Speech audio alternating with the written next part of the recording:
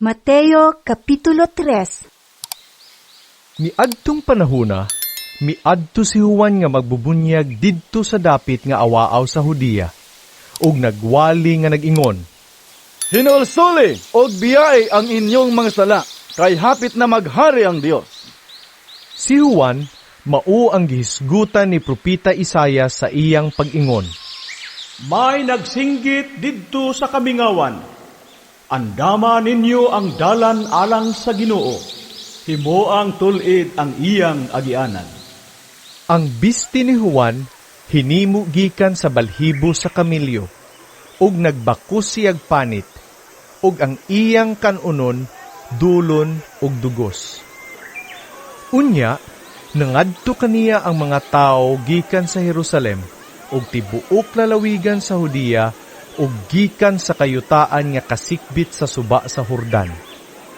Gisugid nila ang ilang mga sala, ug gibunyaga niya sila didto sa suba sa Hordan.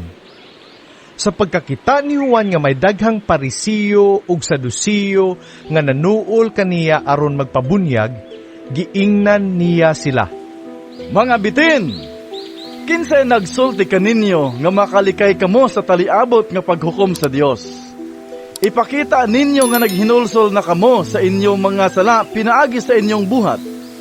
Nagdahom ba kamo nga kay kaliwat kamo ni Abraham maluwas kamo? Sultihan ko kamo. Makahimo ang Dios pagkuha niining mga bato aron himoong mga anak ni Abraham. Gani giandam na sa Dios ang atsa aron iputol sa mga kahoy diha sa mga gamot.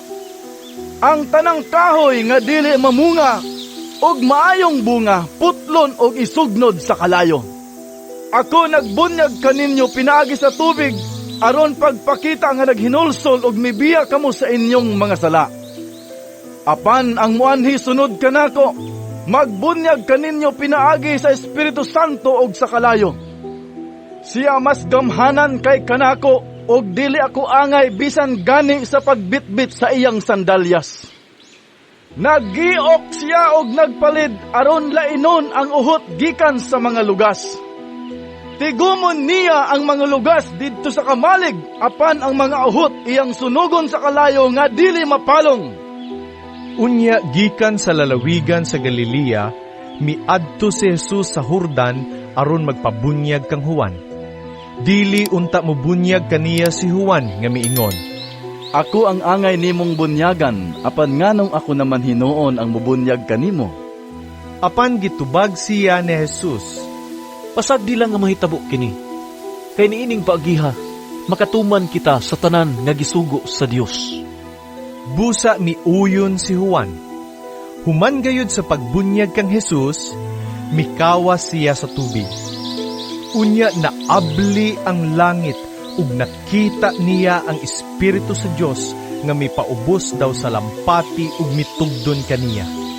Ug unya may tingog gikan sa langit nga nag-ingon, Kini, mao ang pinangga kong anak, nga nakalipay kanako pag-ay.